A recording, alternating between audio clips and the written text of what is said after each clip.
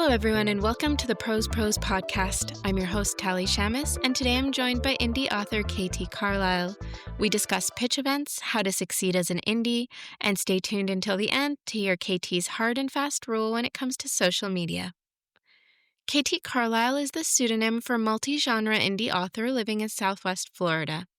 She earned her BA in Writing Arts with a concentration in creative writing in 2015 from Rowan University, receiving the Excellence in Writing Arts Award, for which she was selected from a pool of 3,500 students, based on her exceptional skill as a writer and teacher of writing. Her work has appeared in publications such as Forbes, VentureBeat, Entrepreneur, Inc.com, and USA Today, to name a few. In late 2018, Carlisle started her own marketing agency, specializing in copywriting, website development, and social media management. She has 4 books available on Amazon, Barnes & Noble, and wherever you buy books. Intuition is her newest psychological thriller, which releases this Halloween and is available for pre-order on Amazon, Barnes & Noble, and wherever you buy books. Indie Pit is happening this October 3rd, and KTA Editorial is where people can go to learn about her editorial services. So, KT, why don't you start by telling us a little bit about your writing journey and how you got here? So writing has always been one of those things that I have just been obsessed with. Other little girls were playing jump rope or with their Barbie dolls, and I was binding my books by hand that I wrote and illustrated because, that's what a normal 5-year-old does. I remember as early as 10, I was like, yeah, this is what I'm going to do with my life, and challenge me on it. I will make it happen. And you did. I did. I always said, I'm like, it doesn't matter what I'm writing. I could be writing the ingredients on the back of a cereal box and I will be happy as long as writing is what I'm doing. I've been doing it a long time, mostly copywriting and things like that, so like really boring content, HVAC stuff, plumbing, electrical, which is great as a thriller writer because I know a lot of clever ways to kill you. But I didn't really start to take the plunge into writing my first novel until 2 years ago. There's a lot of things that went along with that. Self-doubt, for sure. Not feeling like I was talented enough or good enough to even complete a novel. I think that's something that all writers at every level kind of struggle with, is like, even when after I wrote my first novel, I was like, yeah, I did it. Can I do it again? And then I did. And then after that one, I was like, okay, but surely I can't do it again. And then I did, and I'm like, okay, I guess I can do this. I write things. I'm a writer. That's what I do. I mean, you've had fantastic feedback on your book, so it sounds like you're doing really well. Yeah, shockingly so.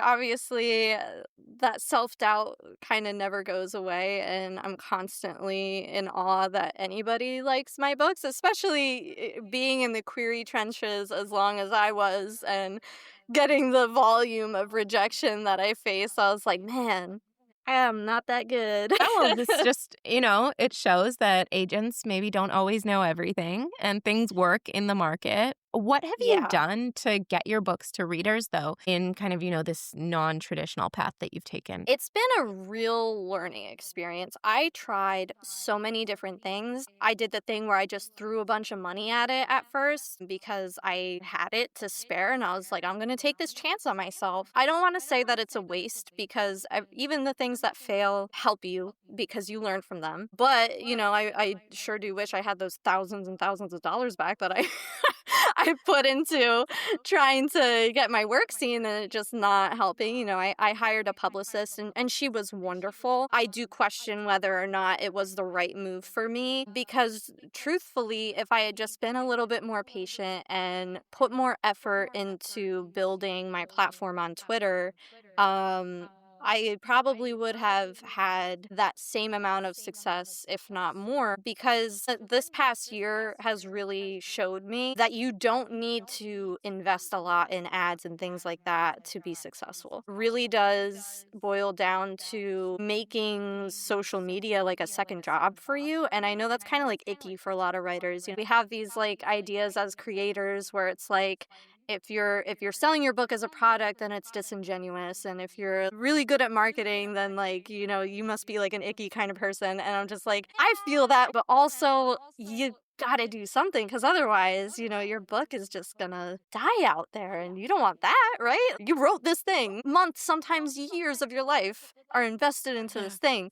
Don't you want somebody to read it? I've seen you try out different things. Like I've seen you go live on Twitter, which I didn't even know was a thing. So what Yeah. have you found to be most effective, most interesting? What strategies? So it kind of changes, right? Because the algorithm is constantly changing. So that's something that you always have to be aware of and just trying out different things. What happened to me was I kind of fell into this trap where I was getting a lot of great responses if I just like took a selfie with my book and did a quick pitch with it and then posted the link as a comment below. That method alone got me close to 400 sales in like a month. But eventually people see that, they replicate it, and then the algorithm says, okay, what a lot of people don't realize or understand about these platforms is that they're not interested in you leaving them or finding ways to engage off that platform. Any posts that are designed to get you to go somewhere else, they're going to figure out what that is and crush it immediately. It's like chess, your enemy is like moving their little pieces around and trying to block you from getting that checkmate, and you're like, what do I do? How do I subvert them? I enjoy that kind of challenge. Like, ooh, somebody wants to silence me. How can I scream louder so everyone hears me? So it's a lot of like, playing around. I will say that it's been really challenging the past couple of months. So I'm still kind of like trying to figure things out. It really does help to just play with things and see what your audience responds to. And Yeah. then do those things on a regular basis, sprinkle in some other content that isn't about your book. Because I think that's where a lot of people struggle. You have this book, you're so excited to get it out there. You want to share it with everyone. And so you think, well, the best way to do that is to just constantly talk about my book. And like eventually somebody's going to click on this link or, buy it or read this review, whatever it is that you're trying to get them to do. But it doesn't really work that way because social media is very transactional and, it's a great way to get results for free, but you have to play the game a little bit. And you have to engage, you have to reply to others' posts, you have to like them, you have to engage, you have to, bring a little bit of personality. When I joined the platform, I was still with my abuser, so it was really hard for me to insert a little bit of personality into my posts, and because of the struggles that I was dealing with at home and the things that I was and was not allowed to share about my personal life. So it was really challenging. I still managed to do it somehow, but it's, there are obstacles, and I think a lot of writers, whether or not you're going through that, I hope to God you aren't, but the hesitation just stems from generally not wanting to be in front of a camera or things like that. There are other ways that you can introduce that personality, if you have Yeah. pets, they always, perform well and hear what you're reading, things like that. So, but again, like that engagement piece is really important because I think that as somebody who, not only does this for herself, but like I've had several social media clients, and one of the biggest things with them is they'll hire me to create content. And I will say to them, this is great. We can create the most spectacular, wonderful content in the world, but it's not going to do anything for you if you're not also logging on every day and interacting with people. Yeah. Because like, it could be the most viral, sensational thing, and it will die just because you're not doing your part in being engaged in that community. And I think that community is such a big part of writing because that is such Mhm. a singular, isolated thing that we do, and it can be very lonely. So, finding those opportunities to, build each other up and talk to each other and explore other ways to engage in our craft is something that's really awesome and that social media is really good at. That's very true. And I think that, people get into this trap of chasing virality and wanting to post something that will get a million likes and reposts. But the thing is, if people don't connect with you, with your personality, I don't think that's necessarily going to translate into book sales. Yeah. So at the end of the day, that has to be your strategy. What is going to make people want to go and support me and pick up my book? Yeah, exactly. So it's like it can be really challenging for a lot of people, and I totally understand where a lot of people are coming from. They don't necessarily want to do this thing. They don't have the time to do this thing. And I'm like, hello, I work 4 jobs. I got a kid. I got 2 dogs. I don't have a lot of time for a lot of things, but I make time for the things that matter. And this matters to me. I want people to read my books. I want them to take something from this world that I spent so much time creating, and I hope that they enjoy it and that they get something from it. But Yeah. in order for them to do any of those things, I have to do my part and give them a reason to come and hang out. Exactly, exactly. And I see you sharing advice across your platforms and trying to help others. So you had mentioned certain words that you shouldn't use on Twitter or whatnot. And I saw you post about that on your Indie Pit account, which we'll talk about in a little bit. And you Yeah. mentioned that you had gotten some mixed responses. So can we talk a little bit about that? It's so funny to me, like you could be the most well-intentioned person and doing something that's purely just like, "Hey, I want to help you, like, cuz I've done this thing. I've kind of figured some things out. I want to share these secrets because like what breaks my heart, and this happens so often, pretty much like every single day. I'll scroll through my timeline and I'll see somebody's posts from like a day ago that got probably 5 likes and 100 views. And the only reason it failed is because it includes one of these trigger words. And these Yeah. aren't, small nothing accounts. They're agented authors, talking about their traditionally published books that are going out into the wild. And it's really an exciting time for them. And then their post just dies. And it's because they don't know that there are these like built-in challenges on the platform designed to silence you. And so the post that I put up yesterday on my Indie Pit account was really all talking about, how do I sell my books without using these words? Like, you can't say the word link. You can't include a link. God forbid you have a URL in your post. My goodness, that is just awful. The word free, the word book. Sometimes, you got to be careful with how much you use that. The word review is another one. Click, any kind of like call to action type verbiage, click the link below, or buy my book, or see the link in my bio. Bio is another word, you really can't say. Amazon, that's another one. My book's on Amazon. That's such a like innocent thing to say. Like, obviously you want to tell people where to go, but you kind of got to come up with like hobo code to talk about it, because otherwise your post's gonna get buried. So that's really all that was about. Some people took it like this is gonna be like spammy looking content, like littered with emojis and things like that. I'm like, no, really, it's really not. I'm saying that when you are marketing your book and you're including the other juicy bits, like what is your book about and the title of it and when it's releasing, ultimately you're going to get to a point in your post where you're going to have a call to action, because obviously that's how that works, and that's how you're going to translate, I saw this post on Twitter to now I'm on Amazon buying this book. Yeah. When you make that transition from introducing your concept to giving your audience a call to action, you need to be very careful about the way you word that call to action, because that is ultimately going to be a deciding factor in whether or not your post succeeds or fails. It sucks, right? Like, I hate it. I'm not out there like, yeah, this is like the greatest thing ever. The algorithm is awesome and we should all just be like celebrating it. Like, no, and it really isn't even a reflection on Twitter alone. Like, these are rules that are standard. You go on Facebook, you try to post those things. Good luck to you. Instagram, the same thing. TikTok, like, it's the same thing, because they all have the same goal, which is to trap you. Yeah. Like, they Yeah. want you there forever. You just have to be careful, and like, it does suck, and it can be very discouraging, and it can feel disingenuous for people who are not used to subverting algorithms like that and trying to come up with clever ways. It might feel like gross to them, like this is like, I don't want to do this. And that's fine. I'm not saying that you have to. I'm just telling you the God's honest truth of like, this exists. This is the Yeah. way you beat it. Sitting there and crying about the rules of the game isn't going to help you win it.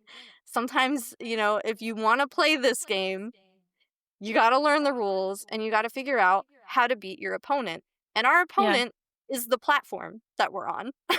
Right. So we need to figure out how we can take those rules that it gives to us and then flip them on their head and win anyway. And that's actually such good insight because, I consider myself someone that's decently well versed in social media. And I had no idea that words in your post, words that are as innocent as link in my Yeah. bio, could get your post Mhm. buried. That is such good knowledge. And I just Yeah, love what you're yeah. doing in terms of like spreading awareness about this. So let's talk a bit about Indie Pit in that vein. Sure. So what is Indie Pit, first of all, and what motivated you to start this initiative? Oh, yeah. I love this. For those of you who aren't aware or don't know what a pitch event is, they are typically designed for authors who are seeking representation or agented authors who are looking for editors, they're on submission for publishers or what have you.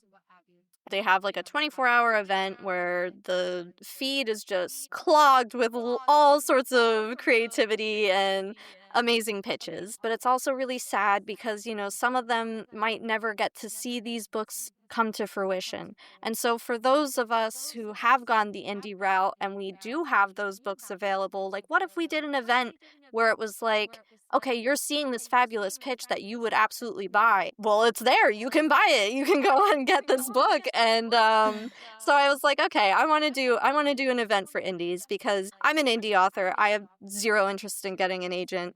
And I always participate in the events that are for authors trying to get an agent because I'm like, well, here's a book you can buy. Like these ideas are all wonderful, but like here I am, and also you can buy this book. And like I just kind of use it as a way of like, hey, like I'm here too, and like indies still matter, and this is a celebration of art in general, and we don't have to be competing against each other, like I want this to feel like the community that it is. um so Indie Pit really was like an idea where I just wanted to celebrate the books that exist, and people can get their hands on. And then it kind of spiraled, and I was like, okay, well, that's great. But what if you're in the developmental stages still? What if you need an ARC reader? What if you need a beta reader? What if you don't want to self publish, but you want a small press? Yeah. So I kind of like roped in those categories too. So if you're an independent author and you're looking for somebody to, second pair of eyes on your work, there's a space for you there. If you're an author that is looking for a small press representation, there's a space for you there. So, and there are like several small presses that have expressed interest in participating in the event already. So it's been like really awesome to see how fast, because it really just was thrown together like last month. And then I got hospitalized, so I like couldn't even work on it. But the people have shown up for this, and so there is like an interest in that, and it's very encouraging. I'm really excited about it. That's fantastic. I wanna ask you more about it, but first I just wanna ask you, how are you doing health-wise? Are you okay? I'm okay. I am okay. So I mentioned that I was living with my abuser. And so for those of you who don't know, he did break my back in 2017. And it hasn't been the same since then. So pretty much every day of my life is like level 7 pain. About a month ago, actually, exactly 1 month ago, um, I went to go put on pants, and the action of me shifting my weight onto my left leg uh caused something, like I just felt this snap in my lower back, and I was just literally like I was home alone. I didn't have my phone on me, and I had to crawl to my office so I could call my fiance and be like, "Hey, you need to come home, because I'm in agony here." And so he came home. He was just like, "Do we call an ambulance? Like, what do we do?" And I'm like, "No, like it'll be fine. I've done this so many times. Like, I have flare-ups, and like all I need is for you to carry me to bed, and like everything will be okay. I just need to like lay down for like, maybe a week, and I'll be okay." And So then I like needed to go to the bathroom, right? And so I'm like, I can't walk there on my own. I need your help. So he like carried me. He does that. Everything goes fine. It's smooth, whatever. A couple hours go by. I'm like, hey, we got to do that bathroom thing again. And so he comes, and the minute he picks me up, I'm like, oh no, this is too much pain. And it's Oh, not because he did anything wrong. It was just because like all of a sudden I was like, oh, no, no, no, no, no.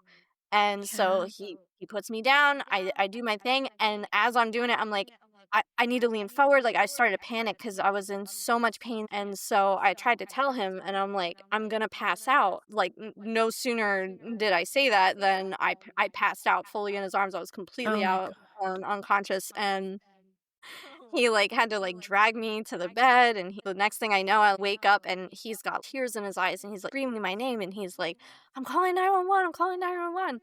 And it was so terrifying. So he called 911. I went to the hospital. I was there for about 4 days. It's kind of normal right now.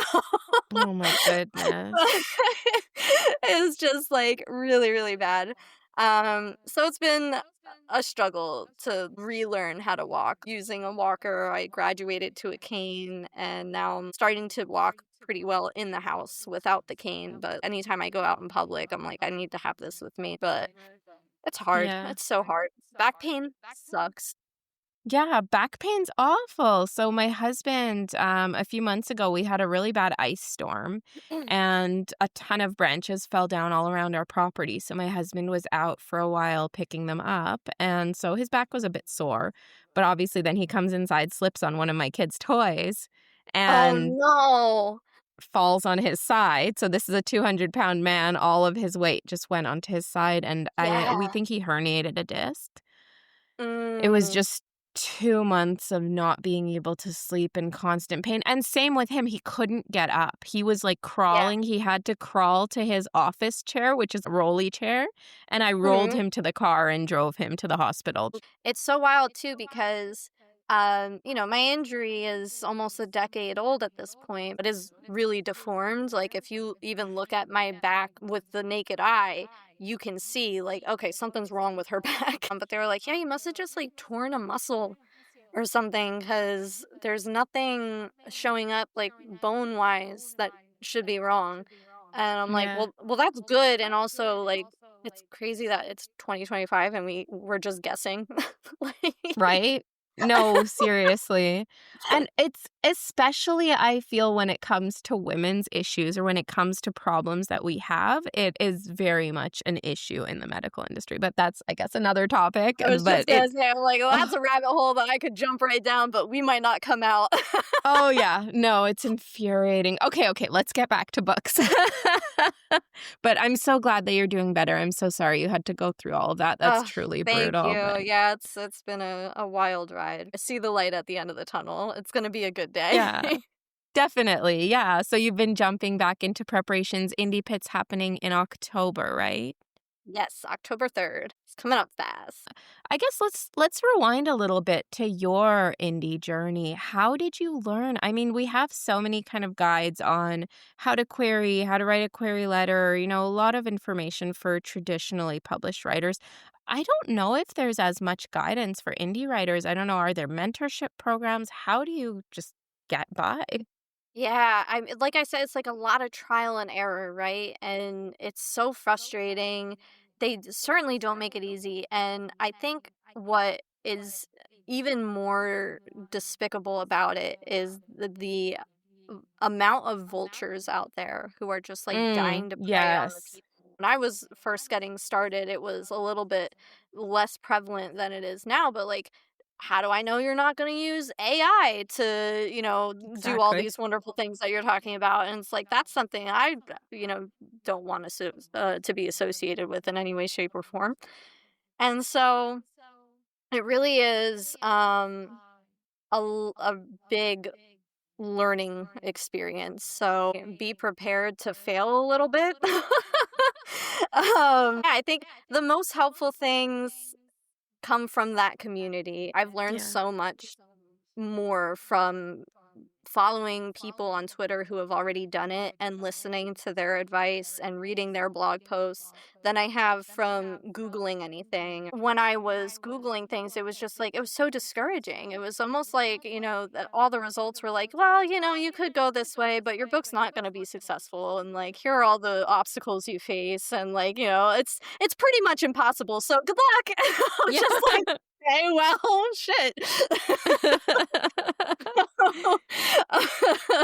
So I'm very blessed though in that I have a lot of built-in know-how because my dad was a graphic designer, so I have those skills already. I can design my own covers. I know how to format the covers so that they meet different specifications. I've worked at literary magazines. I understand what it takes to print something and prepare something to print.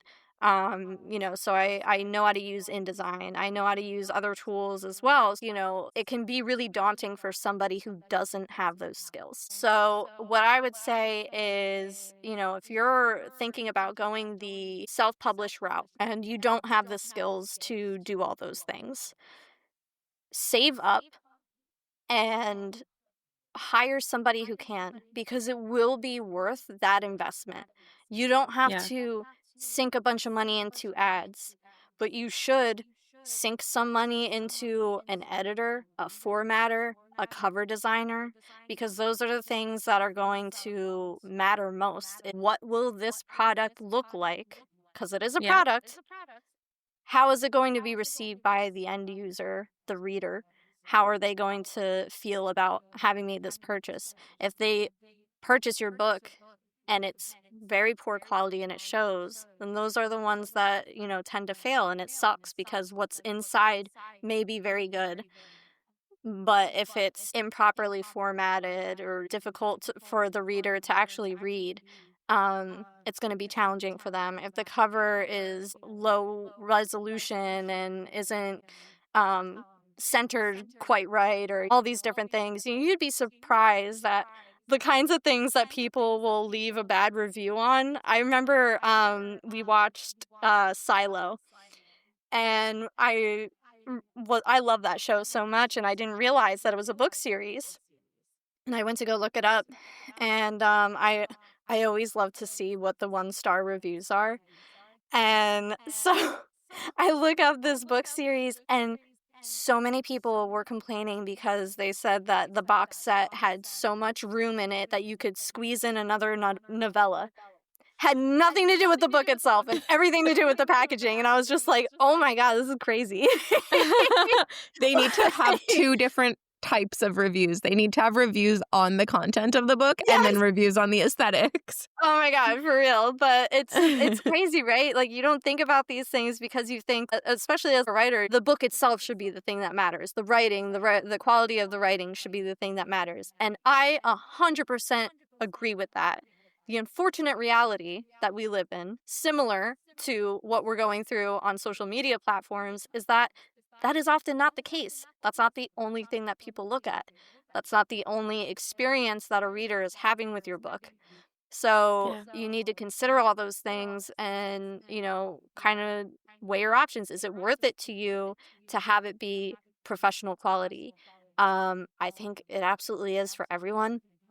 And honestly, the amount of time you wait and save and make it as close to perfect as it can be, as close to traditional published quality as it can be, it's going to pay off in the end. I know, like, a lot of us are impatient, right? We wrote this book. We want to get it out into readers' hands like yesterday and have everybody be celebrating its excellence. Totally identify with that. I have a book right now that I'm like, should I just, put it up on Amazon even though I haven't edited yet? Like, I'm just going to do it. Let's just do it. See what happens. No, we're not doing that. And I'm going to tell you why. Because the amount of time you wait will still be less time than if you had queried an agent, went on submission, went through the whole deal process to get a publisher and have your book out. That can sometimes take 2 to 5 years, Yeah.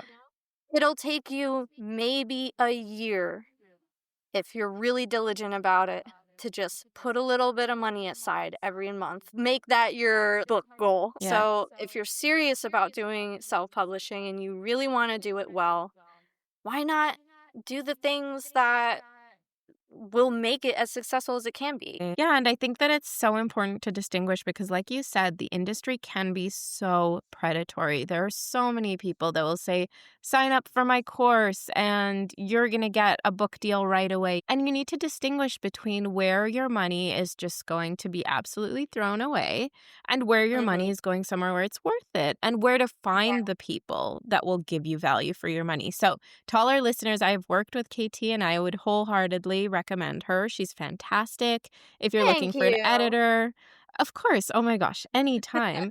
But it's so hard to find people. That's the thing. And so, I mean, I guess you can touch on this a bit more, but personally, I've found, of course, social media to be helpful, but also getting involved in writing communities in your community, meeting people in person that do this. And often, like, for example, I'm the chair of a writing community in my area. And a lot of indie authors join these communities because they are trying to find their audience. And they've had experience writing books, designing covers, formatting books, going through the whole process. They can talk about whether Amazon is the best place to publish your book or, the potential benefits of other outlets. Yeah. No, I agree with that. I've not explored that option. Obviously it's a little bit harder for me to get around in For sure. person to certain things. But I have gone to, I've done book signings at indie bookstores. They've gone, kind of meh. What I take away from them more than anything though is the ability to have those one-on-one conversations with readers, the ability to, because I shared a table with another author and just like, pick his brain about how he went about his own indie author journey. My fiance, Anthony, he's also a writer. He makes comic books mostly. He has a novel releasing October 1st. Um, but he does conventions all the time where he's Yeah. sitting at a table and trying to, sell his comics to people. You never know what you're going to learn. I think there's a tendency as writers that I've noticed that we all share this trait where like we want to think that we know best about things. Like, we want to be the one that just like has all the answers. But the truth is that we don't. And it's like, that's okay. That's totally fine. We're all Yeah. here doing this and we've all done it a slightly different way. So why not take a page out of each other's book and try to slap together a new one that works for us all, Like that's that's what I'm trying to do with Indie Pit. I really want it to be more than just like a pitch event and have it be a resource for people who are diving headfirst into these weird waters that no one really knows 100% how to navigate. Yeah, for sure. No, I love that. And I think that if I could give a piece of advice to anyone that's going into Indie Pit or anything similar, is have a very concrete goal for what you want to learn or accomplish in your mind. A lot of times I've found myself going into these opportunities and thinking, I'm going to make friends, I'm going to learn, and you're kind of floundering because you don't know exactly what to zoom in on. But if you go Yeah. in saying, I want to learn which outlet is the best for me to actually publish my book through? That's a concrete question that you can get an answer on, and I find that's kind of a great way to approach these events. Yeah, I totally agree with that. I think it's really important, with anything in life, to have a concrete objective before, like, even if it's something like super fun, like, my family and I, we just went to Universal Studios, and every day we're like, okay, what's the goal here? What are we most wanting to do at Yeah. this park? Everything else is gravy. But what is our goal? That's the way I just like approach life. Like, Yeah. tonight, what's my goal? I'm gonna Yeah. make dinner. That's my only goal tonight. If I get to the dishes, awesome. Exactly. And I think that applies too when you're hiring someone to help you out. If you set a specific target, even let's say you want to get a publicist, right? You mentioned having Yeah. hired one in the past. So I think that if you say, I want to get a publicist so that I can get on podcasts, I think that that is probably more effective than saying, I'm going to get a publicist so that I get more book sales, because that's kind of so broad. It's so general. Yeah. And I think that doing that exercise can help you identify whether or not you even need that thing to accomplish the goal. Because Yeah. if you sit there and you say, like what you just said, okay, I want a publicist so I can get on podcasts. Well, I'm on this podcast and I didn't get a publicist to make it happen. I just happened to talk to Tally. She said, I have this opportunity. Do you want to be a part of it? I said, absolutely. I've 3 podcast appearances this month just because I'm on social media and interacting with people, and I'm like, "Hey, you have a show? I wanna be on your show. Can I be on your show?" Sometimes we get overwhelmed, like, "I don't know how to do this. I don't know if I'm gonna do it the right way or this, that, and the other thing, so I need to hire somebody to do it for me." What certain things, absolutely, you should do that, like, for instance, like cover design, that's really important. That's, gonna set you apart from so many other books in the crowd. An editor, yeah, you definitely want to hire an editor and not edit your own books because you might be great at editing others' work, but you have blind spots to your own. We all do. It's just a fact. I always try to take a step back and say to myself, okay, what value are they bringing? Am I just being lazy and not wanting to try to do these things myself? Because the truth of the matter is, I'm probably just being lazy. And I can figure out a way to do these things myself. Having the confidence to take that chance on yourself and reach out to people who might be able to help you can go a long way too.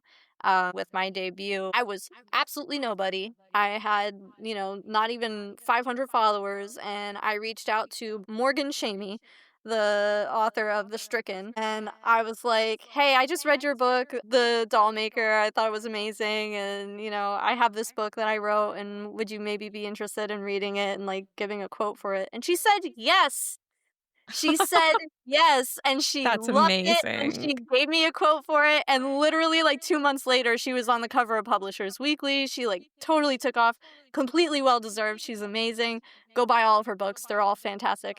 But it's just, like, little things like that where, like, you feel like you're so small and you're not worth it, and you don't have the right communication skills, or you're not approaching this person the right way, or, like, it's not gonna work out for you because, like, who are you? You're just, like, this little nobody, and I had all those thoughts, and it still worked out for me. I think there's something to be said for taking that chance on yourself and at least trying to do it yourself first. It's a great strategy. And I mean, it does take a lot of work. How many hours do you spend on your social media a day? And you're just on Twitter, right? Primarily? Yeah, I'm only on Twitter. Truthfully, I don't spend a lot of hours on Twitter. It's like little moments here and there. I treat Twitter like a reward system. I have all these different projects that I'm working on at any given moment. And so when I get done with a project for the day, or like, that chunk of the project for that day, then I'll go on Twitter for 5-10 minutes and interact with my friends. And that's my little reprieve where I'm like, okay, I need to like reset, recharge, and then I'm gonna go tackle this next project. Sometimes I'll like slip into the void and I'm like, oh my God, where did that half hour go? Why like where Yeah. am I? So that's something I wanted to ask you about because I think a lot of us use social media as a reward. But, I'm going into my socials when I'm already tired and I just want to turn off and I end up just doom scrolling. So, how do you make your social media usage productive where you're interacting with people and replying rather than just kind of scrolling mindlessly? Yeah, I set a rule for myself a long time ago when I first joined is like I'm only really going to interact with the things that I've commented on and this person is commenting back. Or, somebody commented on my post and I comment back to them so that I'm having that kind of like positive interaction of like, every now and then you'll get somebody who's just like cranky and wants to take it out on you and you're just like, okay, well like go take a nap. But I try to not go on Twitter and just scroll. My timeline has been great so far, and I think it really has to do with the way I use Twitter. Like I Right. just mentioned, like liking and interacting with the things that I've already chosen to interact with. So then, naturally the algorithm understands, oh, okay, these are the things you're interested. I'm going to show you more of that. With all the craziness going on in the world the past week, especially, it's been a little bit of a challenge to log on, and it's just, a lot of hate and negativity, and it can be really discouraging and upsetting. So during those weeks where it's like, really volatile and, high intensity, I won't scroll. So my experience on Twitter because of that is a lot different from what a lot of other people are like, oh, my timeline's screwed because like all I'm seeing is like hateful politics and blah blah blah. I'm like, well, how many hateful political posts have you interacted with recently? Yeah. Yeah. Because even something as simple as clicking on a post to read the comments is going to tell the algorithm, even if you didn't like it at all and you didn't comment on it, the algorithm saw that you clicked through on that post so you could, spy on, all these different comments. So it's going to keep giving you stuff like that. I learned Yeah. that the hard way, so I even stopped doing that. Like, even like if something caught my attention, I'm like, "Ooh, I want to read more about this." I like fight the urge. I'm like, "No, no, no, hard pass." Writing That's only. awesome. Yeah, no, I think that's a great strategy. If you really want to be able to just doom scroll, make a second account, right? I think that a writing account should be focused on writing. And I completely agree. I'm trying to be a professional author. And so Hmm. I want my outlets to reflect that. I want my outlets Yeah. to reflect my writing, the books I'm reading, my tastes, what I like. I don't want them to reflect things that are outside of writing. That doesn't help me in any way. Yeah, I think that that's like an important approach to take, and it'll really help enhance your experience on whatever platform it is that you're on. These things exist wherever you go online, and so I think taking a more proactive approach to it and saying to yourself, okay, I want my account to reflect this. So if I engage with content that also reflects this, I'll have a better time on this platform. I think it's also probably a good practice to only be online during the day. Like there's a hard out for me around 7 o'clock at night. I'll still be getting tons of notifications, and I'm like, I'm not responding to any of these. I'm not even going to acknowledge that they exist because I need this time for me and to just unwind and be with my family and doing family things. Yeah. Yeah, that's really important, setting those boundaries. I think that makes a big difference. Yeah, Mm. no, it really does. Yeah. Well, Katie, thank you so much. This has been such a fantastic conversation. I've really enjoyed it.